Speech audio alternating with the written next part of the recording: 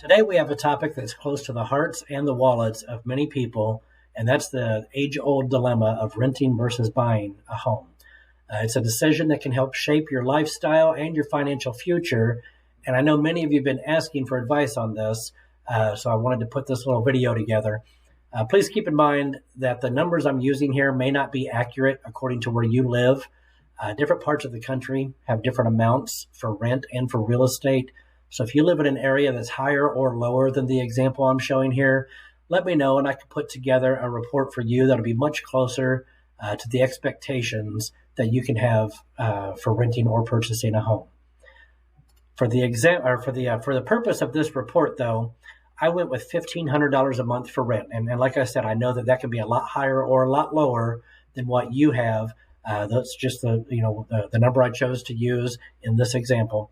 But I went with $1,500 a month for rent plus $50 a month for homeowners insurance.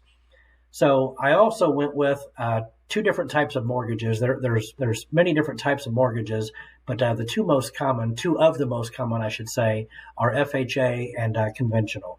With an FHA mortgage, you're going to be required to put down at least a 3.5% down payment. Conventional mortgage, you can have that. There's some programs that offer no down payment, but you can also do 3%, 5%, 10, 20%. That can vary, from one person to the next. So, but with an FHA mortgage, I also went with a $180,000 house because that payment with taxes and insurance and everything is going to be fairly close and fairly similar to what that $1,550 a month rent payment would be. But let's break that down a little bit here. I've got a $180,000 sales price with a 3.5% down payment. That's $6,300. FHA, the FHA interest rate that we have right now is right in the ballpark of around 6.25%. And that's going to give you a total monthly payment of about $1,601. So it is about $51 a month more than the rent would be. So for the conventional mortgage, that's the same $180,000 sales price. That's with a 3% down payment, which is $5,400. That's with a interest rate. Conventional interest rates are a little higher than FHA. Right now, we're hovering right around 7% or so for the interest rate. And that would give you a monthly payment of about $1,673 a month. So when you look at it, this is about $51 more a month, and then over here, the conventional is about $123 more a month. Your principal paid every month. When you make your mortgage payment every month, your mortgage is broken up into 3 or 4 different buckets, those buckets are, part of your mortgage goes to your principal balance, part of it goes to the interest, part of it's going to go to your escrow account to pay your taxes and insurance every year. And then part of it is going to be something called PMI, mortgage insurance, in the event that you don't put down a 20% down payment. But when you pay your rent every month, your principal paid is zero. You don't get any of that money back. When you pay every month on a mortgage, though, your principal portion goes into what I like to call your piggy bank, so to speak. When you make that payment every month, the part that goes into your principal, that's like a little savings account that you have for yourself that you contribute to every single month without even thinking about it, without even missing it, so to speak, or realizing that you're doing it. And so when you factor that in, your net monthly payment, your net monthly payment to your landlord is going to be $1,550. Your net monthly payment on your mortgage is going to be whatever your payment is minus the principal paid, and that's actually what you're paying every month.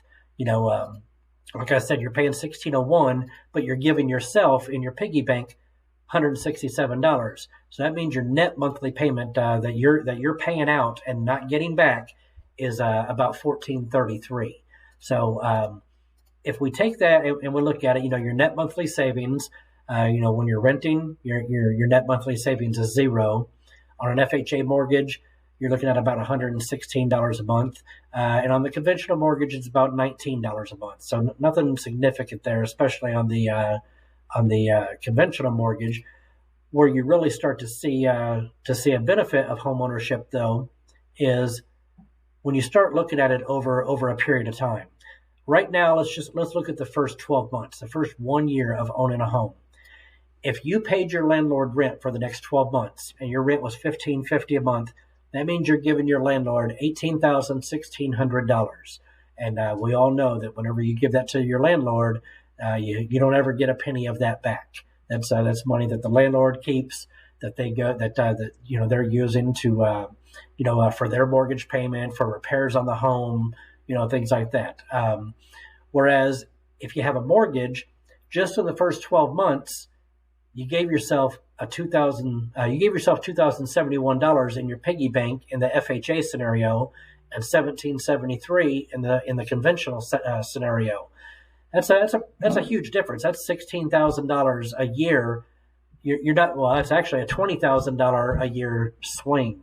Instead of giving them, your landlord, $18,600, you're giving yourself $2,000 just in that first year. So when you look at it over that first year, your net worth, which is going to be a combination of the money that goes into your principal, into your piggy bank every month, along with the equity you've built in your home. Your home is going to increase in value every year, and how much it increases in value depends on a lot of different things, what part of the country you're in, and what the economy is like. Even with the economy we've had here over the past 2-3 years, real estate growth has been phenomenal. I mean, it's been historically high.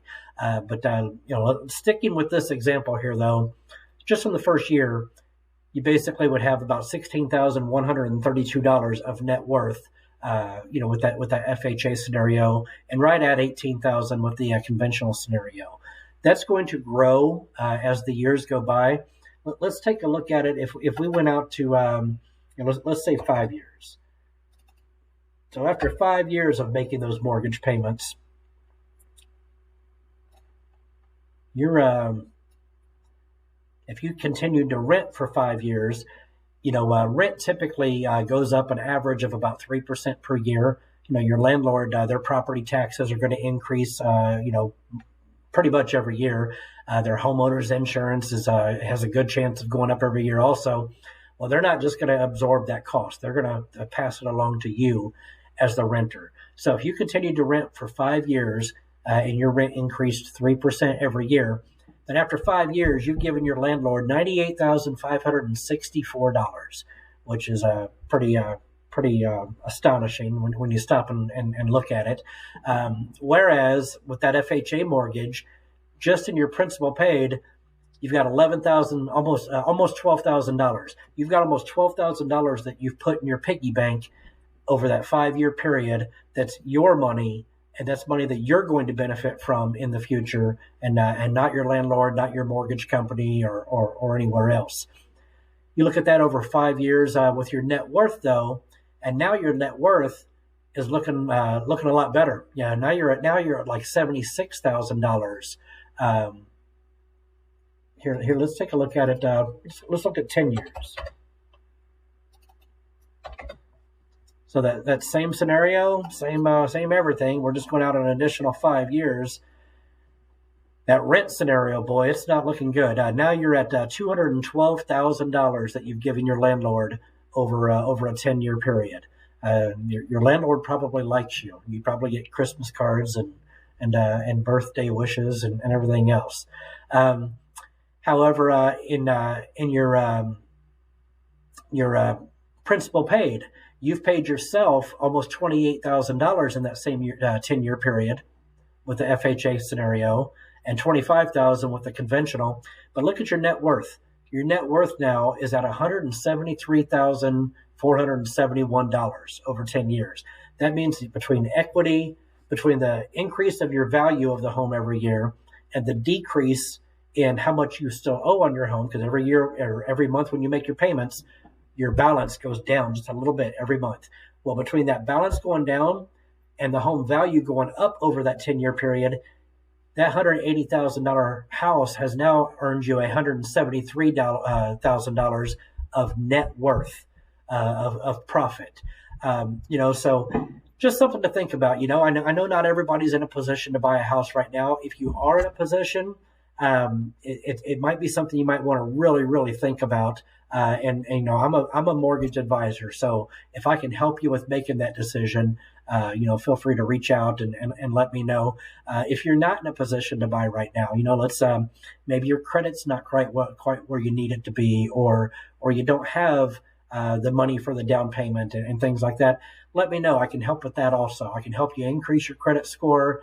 I can help you, strategize and come up with a plan to eventually get into a house that you own.